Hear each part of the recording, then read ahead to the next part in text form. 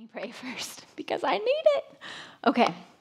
Lord, thank you for this time and these beautiful moms who have come today to hear and get ideas. Lord, I pray that you would speak through me all the things that you spoke to me and fill these hearts with hope and confidence that they can do this mama thing well and that they can disciple and train their kids up to love you and know you in a real, deep, powerful way.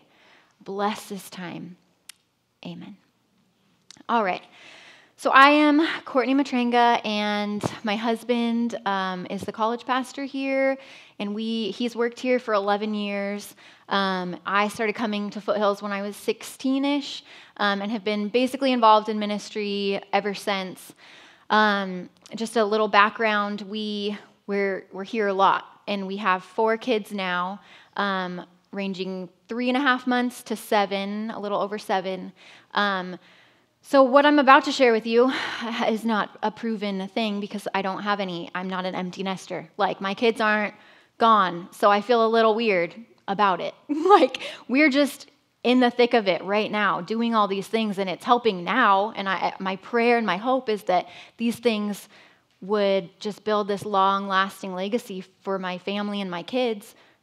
But I can't tell you that 100% yet, right? But so we have 4 kids. We're involved in ministry, but we came to this place when we had just 2 kids where we were here a lot, and our kids were in childcare a lot and going to Sunday school, and they were like learning things, but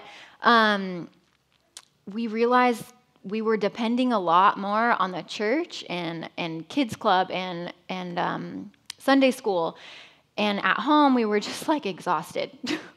And we weren't doing much as a family together, and we felt this deep pull and call from the Lord to start investing in our kids at home too. So it wasn't just this separate, at church thing, and then we're home and it's like, we're not talking to each other kind. We're not living it out as much as we wanted to. We never really did anything terrible, but we weren't as intentional, that's for sure. So that's a little background of how we came about this. So me and my husband started reading all these parenting books, going to parenting classes, doing all the things to try to get this knowledge and what to do.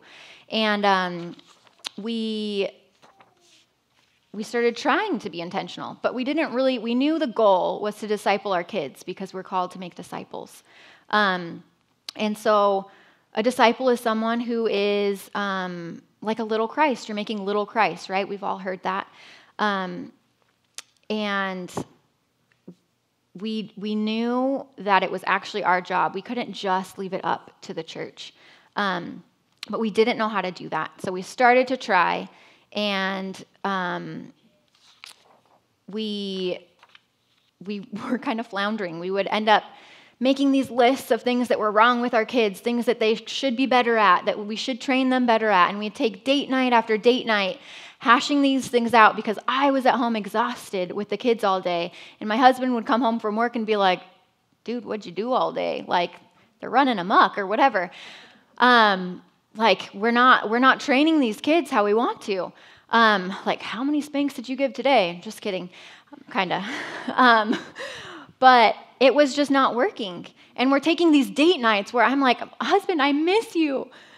But these are all the things that are wrong. Help me solve them. So here we are. We finally get a date to ourselves, and we're just running through the list. And okay, well, we'll do a timeout for that, but this consequence for that, and that consequence for that, and blah, blah, blah.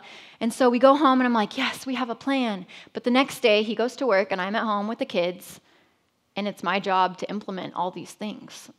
And that didn't work. Like, we never talked to the kids about these new set of rules that were in place or these new consequences. And so the kids are looking at us like, yeah, right. Like, where'd this come from? All of a sudden we can't watch TV at all? Like, why not? I don't think so. So it wasn't really fair to them. It wasn't fair to me or my husband, who wanted to hang out with his wife on date nights too, right? So we looked towards Jesus instead. How did he disciple the disciples? And we found he discipled them through the heart. There had to be that heart connection. Jesus didn't live with the disciples, walk with them, and just say, here's a legalistic set of rules, ha ha ha, you got to keep them, like good luck. It wasn't like that at all. He walked with them. We looked at stories of when he was training the disciples. It was around campfires, roasting fish along the fire. It was in the upper room where he was serving them and feeding them and feasting together. And we realized we were missing out on some of that because we were just reacting to life a lot and what would happen. And we weren't being proactive about much. We weren't planning ahead and thinking ahead. We were just spewing out ideas of when this happens, this is how we're going to react in that moment. But we weren't getting to the heart of our kids' issues and our own. So we realize that true discipleship it's about the transformation of the heart, and nothing really matters. No lip service, no family journal, no system is going to work if you can't reach their heart. And no temporary behavior modification, right? Like, okay, you put the fear of God into them, and now they're going to stop hitting their sister or whatever. Like, that's not going to work out very well. So we realized that reaching the heart came through conversation and time with them, and that builds relationship. So having genuine, true relationship with them. 1 Samuel 16:7 says, "But the Lord said to Samuel, 'Do not look on his appearance or on the height of his stature, because I have rejected him. For the Lord sees not as man sees. Man looks on the outward appearance, but the Lord looks on the heart.'" The heart, in the Bible, it appears more than 800 times. It is super important to reach our kids' hearts for the Lord. So how can that be done practically? If you know me, you know that I am a big fan of Sally and Clay Clarkson. Sally has a book called actually both of them together have a book called The Life-Giving Parent. And they talk about this prime parental teaching period from the age of 4 to 14, where the hearts of our kids are most open. And I was thinking about it. That's the age where your kid can mostly sit at the table and have like a meal with you. 4 years old, about that time. 14, right before they get their license and start exploring more. They're home for dinners and meal times a lot more. And you can kind of control that still. So there's this period of time, 4 to 14, it's 10 years. That is not a long time. Like, I am blown away that I have a 7-year-old, and it went so fast. So we have 10 years with these kids where we can have the most influence over shaping their souls and their minds and their spirits for God. And we wanted to take advantage of that.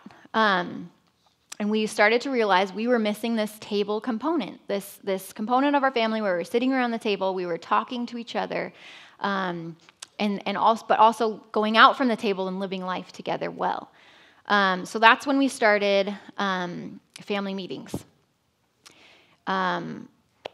Leonard Sweet has this quote in his book, From Tablet to Table, where community is found and identity is formed, and it says, "At the table, where food and stories are passed from one person to another and one generation to another, is where each of us learns who we are, where we come from, what we can be, to whom we belong, and to what we are called." And that to what we are called, that just broke me. Like, I know that the Lord has good plans for my kids, and I want to be the one to call those things out in them. I don't want other people to be influencing those things or to be telling them what they should do. I know them best. Like, the Lord knows them best. But me and my husband, we really do. And so we wanted to use this time in these years to call those giftings out that we have seen from the beginning. Like, one of our kids, so gifted in art. One of our kids, so gifted in storytelling and learning and researching. We want to be able to raise those kids up in a way that calls and draws those things out, because the Lord has put gifts in each one of our kids that we don't want them to be buried. We want them to just flourish in them and for it to be a very normal thing for them to be raised up that way. So that was a huge factor in all of this. So I'm going to talk about what a family meeting for our family looks like and how it's evolved over even just this past year, adding a new baby to the mix. So we started by just purposing to meet together. We picked a day in the calendar. My husband has Mondays off, so that was like our family day. So oftentimes we'll have family meetings on Mondays, but that changes. And we sit around the table. I usually bring something delicious to get everyone to the table, because who doesn't like delicious food? So that's our like sweet treat, like cinnamon rolls for breakfast. We've done like popcorn for like just a snack with like some drizzled sugar or something on, or extra cheese or extra butter. And it helps to have something that it's going to take them a while to eat too. Like it's not just we've tried cookies before, but it's like, no, I really only want you to have one cookie. And then that cookie is like gone in a second. And you're like, well, now you're all antsy and you have to sit here. So it's helpful to have something that takes them a little bit longer to eat, so they will stay there, and that your husband likes, because I don't know a guy who doesn't really like food. So that'll bring him to the table too. If he's not fully on board with family meetings, just start making things. Baking good food, bring him to the table, and he'll catch on. Whoops, touched that. Okay, so at first we just started asking random questions to our kids, like growth things, like picking one thing that we can all work on as a family, and one thing for each kid, like a character growth area or some training, something to work on. I'll talk more about that in a second. And we just wrote them down in this cheap, like moleskin journal that ended up getting like scribbles all over and like tossed around, and we would lose for a while, and then we'd get it back somehow. Coffee stains, like the whole shebang. And it kind of worked. We've started doing it on our phone, like with notes, and keeping track of the questions and stuff, but sure enough, like a text would come through, or an email, or a phone call, and then we'd all be distracted, and it's like, well, bye. Like, we just lost everyone. So having something written down for family meetings to make it very simple, organized, a plan, has been so helpful. And you're reading something. We like to model like reading good things and investing in quality things. So like a book to us seems better than a screen for our family right now. So we ended up putting it all into, we felt the Lord, after doing this for some time and finding like a system of the way that we would ask questions that made sense to us and engaged our kids, encouraged them, and we kept seeing consistent growth in all of us. We felt the Lord call us to write it in a book that we could make available to other families. So this is our family journal. I think this is my copy. And so we just write it down, and we meet together at the table once a month, or sometimes every other week if it's a particularly crazy month, or sometimes we miss a month, and then we realize it and we feel it because we know we need to get back to meeting together. I just want to say all of this was really awkward at first. Sitting down at the table, the only not awkward thing was the good food.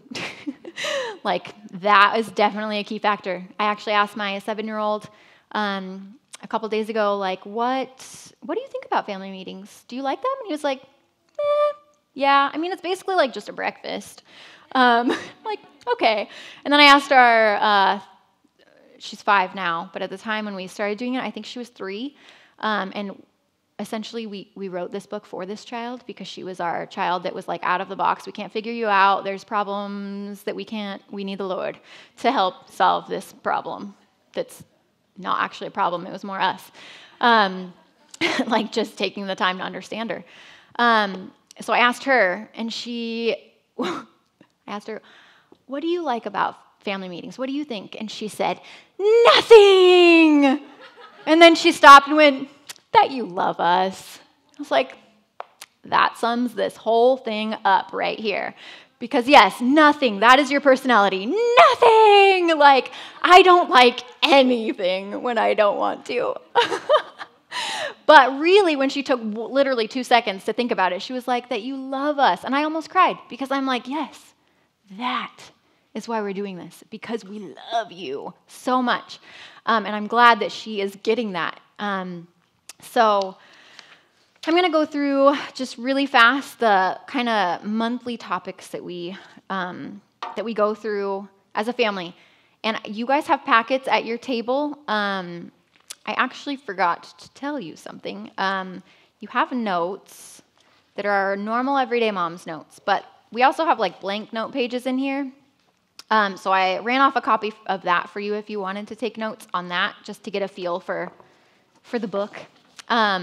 But you guys have a little sample copy at your table, and I put in some of our like things that we filled in as our family to give you an idea of how we've used it and how you could use it. But there's so many different ways. It's so open-ended how you could use this. But if you want to follow along that way, the first one I'm going to talk about is the family values. So for us, we start the year out, and there's just one prompt in the very beginning of our book that is the family values page. And we start the year by asking each other, me and my husband sit down, and we think, like, what are our family values? And we'll look back on other family values that we've had in the past and just make sure they're aligned, or that nothing's shifted, or that we're feeling God calling us to focus more on something else this year or something like that. And so we write those things out, and that's like the basis, the foundation of like what we're building character traits around and growth around for the year, that we're kind of always coming back to our family values. Like, what's the point of what we're doing? Oh yeah, to uphold this value that we have, to be servant-hearted, or whatever that value for you is. So I mean, it's great if you can do this with your husband, but it's also fine if you just as a mom sit down and do this yourself too, and then invite your husband in and see if there's anything he would change. Or if your husband, again, isn't on board, you start this and get the hang of it, and maybe he'll come on board when he starts to see growth and the relationship change between you and your kids. But that's the first thing. Then second, we go to the Speak Life page, and that says, how can we encourage each person in our family in areas we have noticed excellence or effort? Let's show them they are loved, seen, and appreciated. So for this section, we start every family meeting this way. Even if we're like, we have got to talk about this big issue that's been building up, or something's wrong in our family, there's some attitude or behavior that really needs to be modified. We start with Speak Life first, because this, encouraging each other, is what opens each other's hearts up to correction and guidance and growth. So it makes their hearts soft. All of us, I encourage my husband encourages me, my kids see that, we encourage each other, and we jot it down. Oftentimes, me and my husband will talk beforehand and be like, what's something that you've noticed about the kids this week that you'd like to encourage them? So I'll write that before. I write as much down before the family meeting as I possibly can. That works best. And sometimes, I mean, now it doesn't take a whole date night to go through these, because it's so second nature, these topics, that we can just go, hey, like in passing, like, be thinking of this, let me know, and I'll jot it down. So the next thing is spiritual growth. We talk about how we, let's backtrack to the calendar really fast, because that's like the separator between the months. So that's the verse at the top of that every month says, teach us to number each of our days so that we may grow in wisdom. Psalm 90:12. So we're teaching our kids to pay attention to their days and how they're spending them, how we as a family are using them. It's a check in our spirit if we see too many like work days and not enough time set aside for family, or it's a great visual for our kids to see that church is in there and that's a priority for our family every week. Or maybe we've had too many play dates or too many birthdays.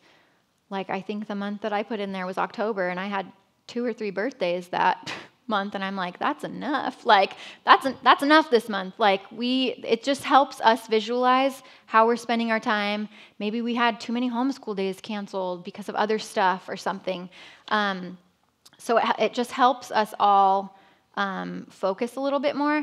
And also, I've had other families use it just for meal planning or something. Like, sit down at your family meeting and you have the kid pick which meal they want on a certain day of the week or something, like your oldest has Thursdays or whatever, and they write their meals in it. So it's really open-ended. Again, you can use it however works best for your family. I've tried color coding, which for some people might work great. There's just not enough neutral colors for me to color code. So if you know me, you know me. So our next one is spiritual growth. How have we been growing in our walk with God? What has He been showing us lately? What are new ways He is stirring up growth? So for this, if you're just starting out, it might be awkward. Like, I don't know what to talk about. It can be so simple. Like, this verse stood out to me in devotions this week. You're modeling to your kid that you do devotions and that stuff stands out to you. Like, so simple. Your kids will probably at first say, I don't know, and that's okay. Just keep doing it and modeling it for them. Eventually, they will catch on and they'll start sharing. I keep touching this thing. I wouldn't force them to share anything, but just keep going and you'll see growth. And maybe by the end of the year, you'll be like, oh, there was nothing for this child at the beginning of the year, and now there is something by the end. And that's great. You can show them that. Like, look, you never used to share, and now you do. That's awesome. I'm proud of you. Or it could be something like, I've been feeling like the Lord put it on my heart to pray for someone extra this month, so I'm going to do that. So model things in that time that you want your kids to be like looking for in their own dynamic spiritual life with the Lord. And then the next part is growth progress, maybe. Is that next in your, it might not be next in your, is it? Okay. So for the first month, if you get this or you already know, you don't probably have growth progress to talk about because you maybe haven't been being intentional. But that's something that we'll come back to the next month after we've made a plan to grow and see how those things have been working out. So it's like a kind of check-in, I guess, to decide what's been working well. So let me share something with that that's shifted for us. So we have previously had like a pretty strict like no TV in the morning rule for our family. And we've seen growth progress from that. We will continually in our journal, you'll probably look back and see like we have that as that's working well because my kids aren't overstimulated in the morning by the time that I'm ready to go for the day. And it's just like they just start the morning out slow and then we're ready to like get into some slow morning time stuff. Well, with the new baby, that hasn't been working well because I need a little extra sleep. So right now, what's working well is they're allowed to watch Winnie the Pooh and Little House on the Prairie, episodes that they've already seen before, while I'm sleeping. And that's working well for us. So it's totally shifted. We used to have a very strict rule, but it's not working anymore because I can't be up as early. I maybe could, but I would not be as nice of a mom later in the day while we're actually homeschooling if I had to get up at 6 o'clock after waking up every hour at night, you know? So that's something that we've found is now working well. That won't be forever. That will not work well once the baby starts sleeping a little bit more, probably like next month. We'll shift back, but we'll be able to go back and see in our journal, like, remember, like, how much progress we made when we weren't watching TV in the morning? Let's just go back to that. And it helps my kids, like, to understand, like, oh, yeah, we've talked about this before. It's an easier transition into, like, just doing different things for different seasons. Instead of, I'm just telling you this, you better listen. It's like we're doing it together. We're realizing things together, and it helps my family. Okay, let's see. Next is forward growth. In what ways do we need to grow as a family and individually to better glorify God and develop Christ-like character? So for this page, we just write down what needs work. And maybe I'll find my notes again. Okay, forward growth, yes. So we can all grow forward all the time, right? I mean, maybe you've got this parenting thing down pat and you're like this awesome Christian and don't need growth. That's awesome. I need growth. Let me tell you, we are not perfect. We make messes. We are loud. We are noisy. We, like, still, even with this journal, like, have bad attitudes, all of us, me included. Like, we're not this perfect family. If you follow my Instagram account, maybe some of you would be inclined to think I have this quiet life. It is not quiet. It's very messy. Like, it is. We could all use growth all the time. And that's a big thing in our family. Like, we want to be continually growing. So we pick something for ourselves and for the kids. And now that they're getting older, like Thatcher's at a point where we ask him now a little bit. Depends. Maybe we'll guide him to the answer that we want him to give. But we'll say, what do you think you could grow on?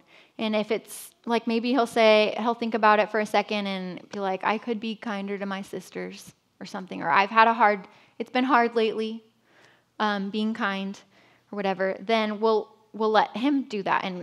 And he can focus on growing in that. And we're going to encourage him in that growth.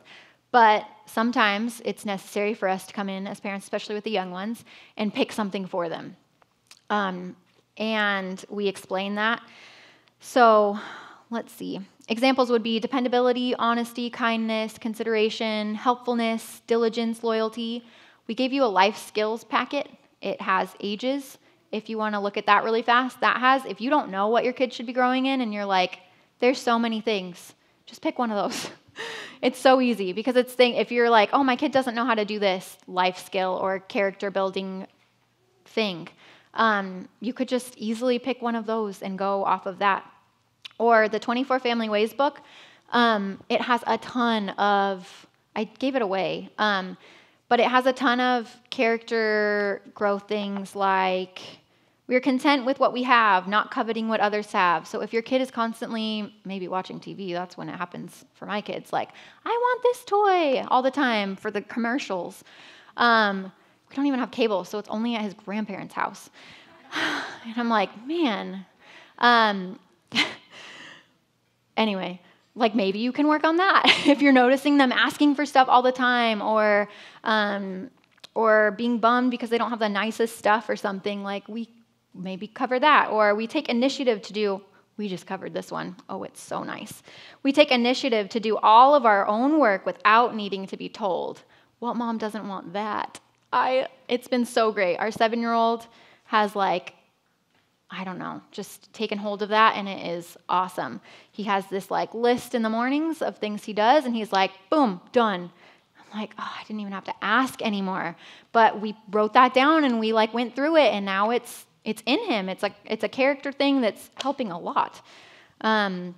So those are kinds of things that we would work on for forward growth, what needs work. And then if you go over to make it or encourage growth, that's where you would make it happen. So you're coming up together with a plan, you're putting it in writing of how you're going to help hold that child accountable and yourself accountable to your growth that you pick too.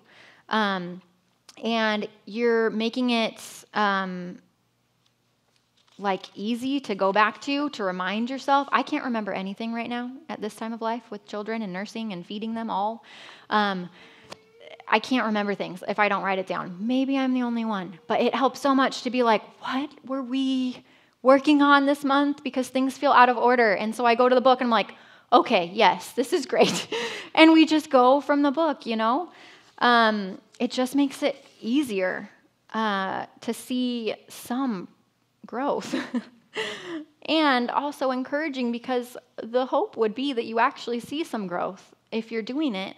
And you can go back and maybe it doesn't feel like you're seeing any at the end of the month, but then you go back and you remember, oh yeah, we were working on that and we actually have seen some progress. Maybe it's not where you want to be, but there has been progress.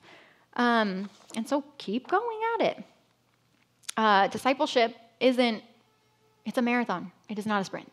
It is long lasting. In fact, why don't we just bring this out right now? So this is The Power of Tiny Gains, this little chart. It's in the book Atomic Habits. I don't know. I haven't read the whole thing, but I've heard it's good, so I don't know. But I've read enough to know that it's helped me so far. But this was a visual that I thought was really interesting. In the book, he says, let me find the quote. It's in here. I'm just jumping everywhere. Okay. Because it's really good. Okay. In the beginning, there's basically no difference between making a choice that is 1% better or 1% worse. In other words, it won't impact you very much today. But as time goes on, these small improvements or declines compound, and you suddenly find a very big gap between people who make slightly better decisions on a daily basis and those who don't. Here's the punchline. If you get 1% better each day for 1 year, you'll end up 37 times better by the time you're done. But we have a sin nature, so what does that mean for us if we're not making 1% better? We're declining too.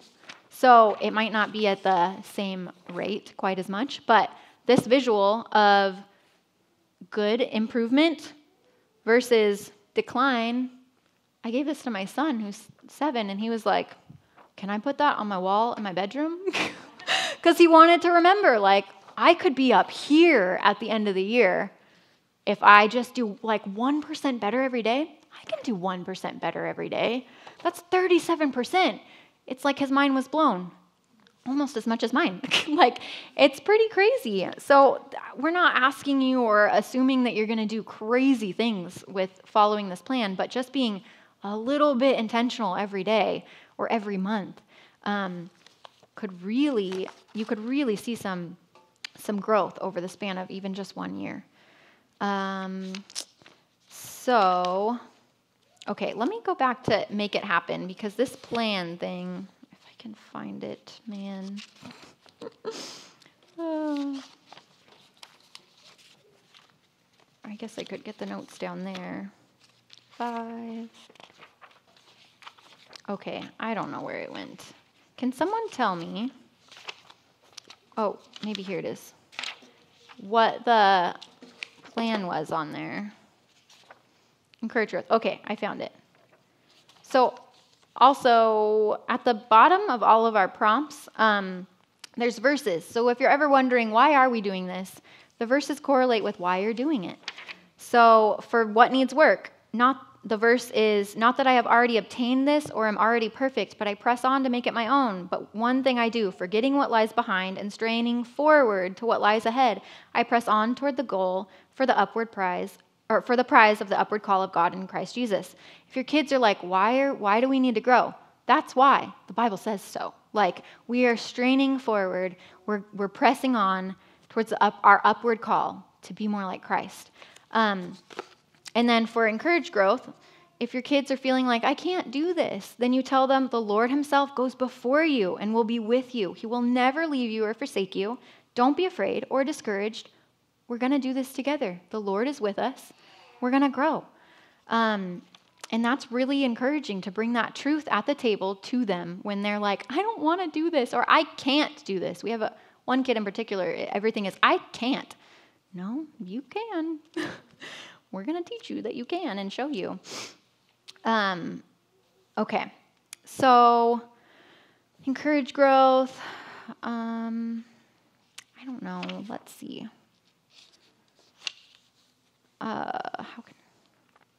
What is the example that I give you guys? I don't even remember is the problem. Because I want to kind of talk through that process. So growth, progress, what needs work. Okay. So we need to have more fun on family days. That's what I wrote down. So we pick something that our whole family could grow on together to bring us closer to the Lord or to each other, relationship. So how we're going to make that happen is we're going to make a list of fun activities we can do so we can make quick decisions on family days, and we're not like, I don't know what to do, let's just end up staying home watching movies or something like that. So then if you flip maybe in our notes, on the last page, I would write all of our fun family ideas for fall, and that's what we're going to pick from on our family days, so it makes it easy. Let's go have fun together instead of just staying at home doing yard work or something, which you can make fun if you need to for fun family days. And then schedule those things into your calendar. Maybe we can finish all of our chores the day before to really make that happen so that we're not thinking about all the things at home that we should be doing instead. And then for the child, it was what they needed to grow on could work on using kind words with siblings. So the child, to make it happen, mom or dad would hold them accountable if they heard unkindness. You would stop. You would help that child to stop and say 3 kind things. And if they couldn't think of 3 kind things, then they go sit on timeout, take a break, sit on timeout until they can think of those 3 things. So you're not just like saying, well, you were mean, go sit on timeout. Like they have to do something correlated to the offense, right, to make it better. And you're reaching their heart, training their heart to do the right thing. So all of a sudden our things, our consequences were then tied to and easily related to what we were trying to grow in our kids. And we found it was really helpful. And then we have, let's see, I did want to share one thing.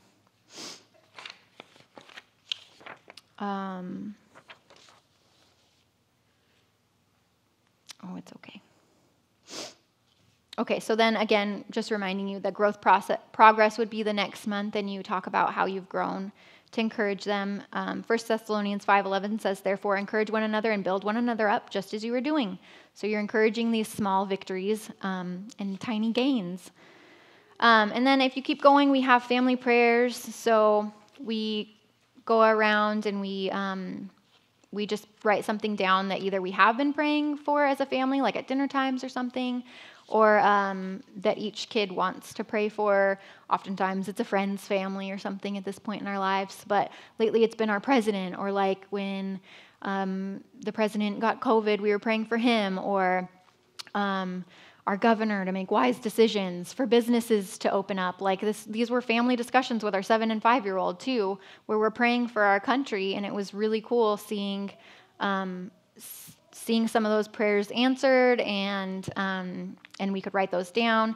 But also, like, we're praying for a new car, and then we got one, so we would write that down.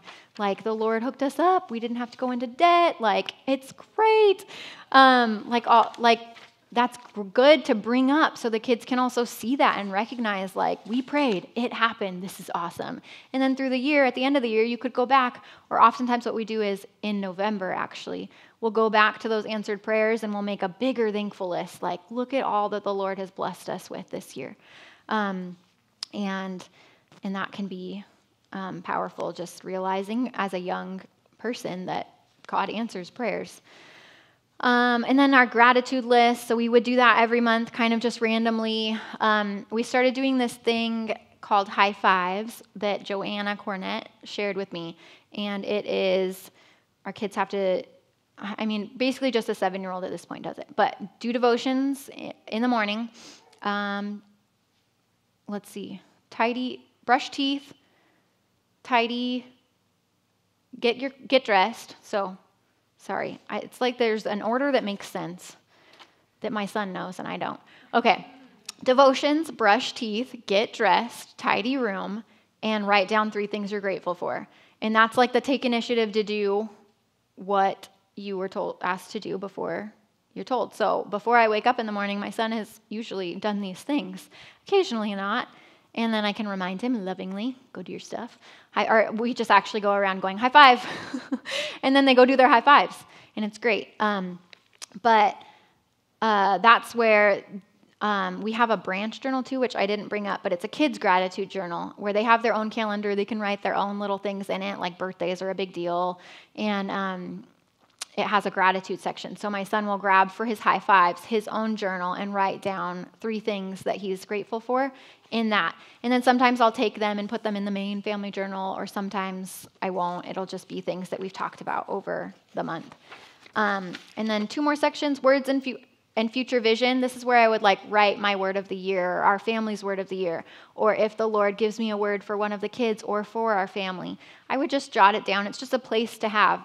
I don't fill that out every month by any means. I don't fill out a lot of these every month or fill up the whole page or anything. Sometimes it's just very quick. But still, it gives us a place to go back and look on and remember what the Lord's brought us through and where He's, and the potential of where He can bring us to.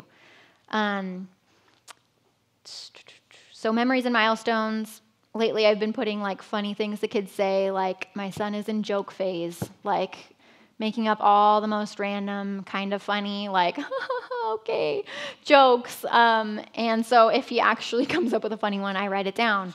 Um, and just random things, like the other day, my daughter was grabbing something in the bathroom, which this will give you an idea of the state of our house right now. But there were like cobwebs by the trash can down there in the bathroom behind the toilet, and a hair tie dropped down there, and she was standing on the toilet. We were washing her hands, and she goes, "Oh no, I get it. I'm not afraid of spiders. My God is with me." And it was the cutest thing. So I wrote it down because, one, it reminds me, yeah, that toilet has not been clean. We have a newborn.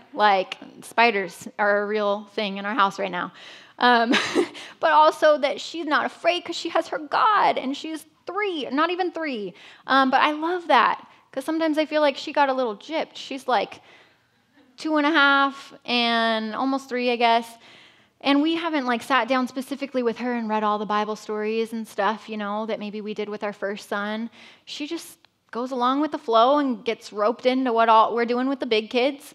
But she's getting it, I'm not afraid. My God is with me. And I'm like, that is huge. That's a success.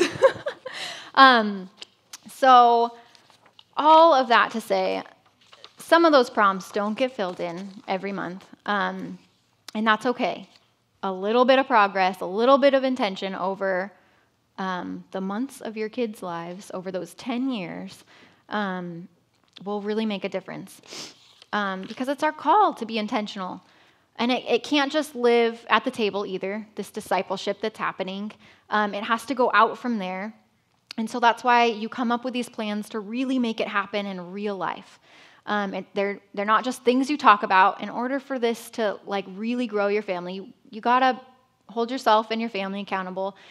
You write it down and you do what you write down. But also, you're flexible, and if that plan has to change, then you change it up the next month, like our TV thing in the mornings. But there's definitely other things that have changed for us.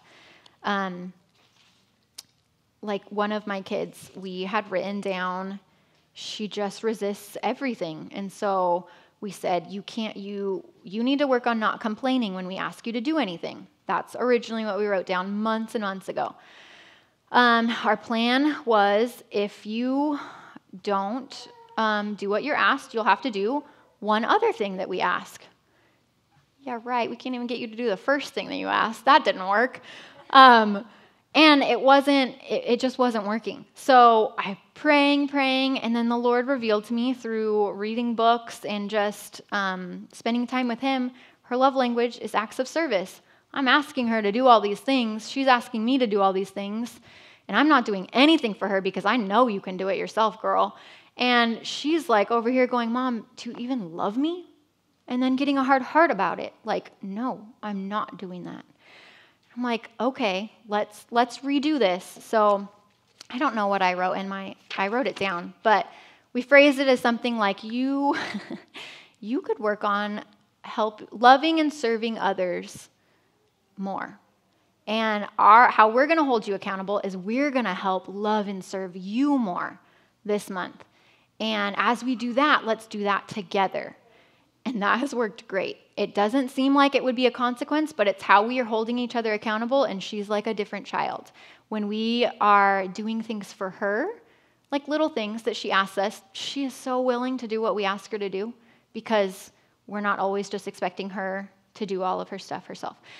So little stuff like that if you ask, the Lord will give you creative ideas. If you slow down long enough to write things down, for Him to be able to speak to you, for you to realize that your plan's not really working, and that you haven't grown, and there might be another way, and to be open to what He has for you. He is so good. He knows your kids better than you do, and He's so faithful to give you creative ideas to help your family.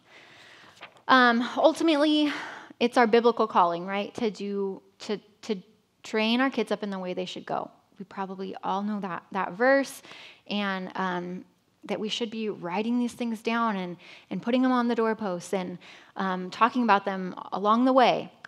This has been an easy way for our family to accomplish that very practically. But also, it's not just our biblical calling. This is a long-lasting legacy that we can leave for our kids if we take the time to do it and do it well. I think in our culture, a lot of the times, we are so concerned about like being busy and working so hard to leave a monetary inheritance for our kids that we can miss out on this time with them that we have that no amount of money can buy. But if we can help set their feet on a firm foundation on the Lord, from whom all blessings flow, what greater inheritance is there? Our kids are going to be fine, you know? So that is our goal, is just to do what we can to make sure that our kids know the Lord, that we are also the people that are informing who they are in Christ, and that we are calling out those giftings in them as we're speaking life to them every month. And now we can call out this gifting in our daughter.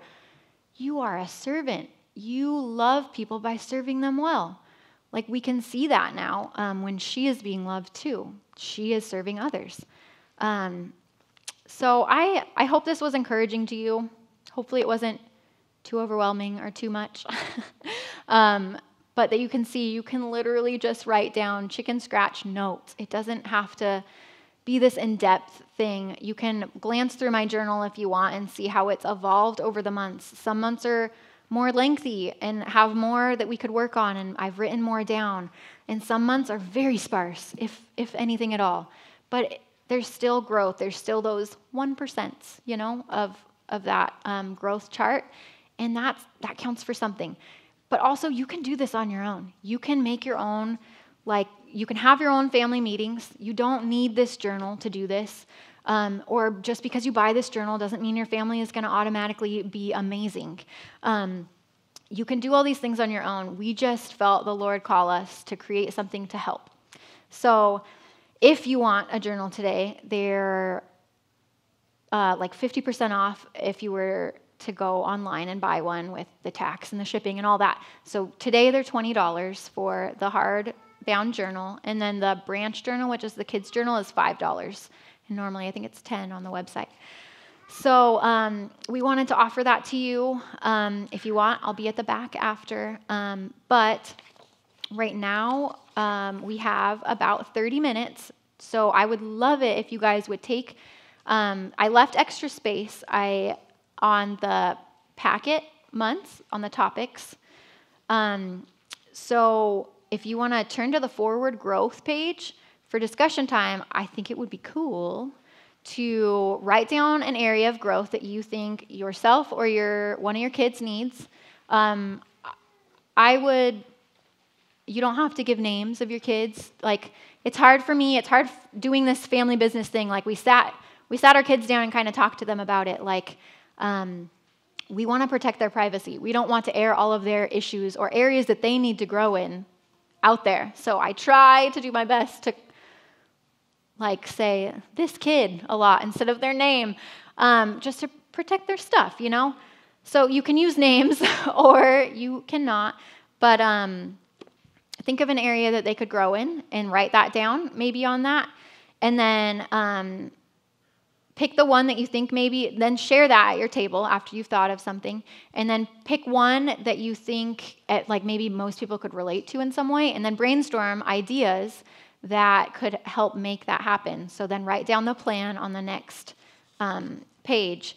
And then do that as many times as you have time for in the next 30 minutes, or maybe 20 minutes. And then the last 5 or 10 minutes, I'd love it if we could pick one person from each table to go around and share that idea and plan. Because I think we can all grow from each other too, right? And the ideas that we have for seeing these plans actually happen.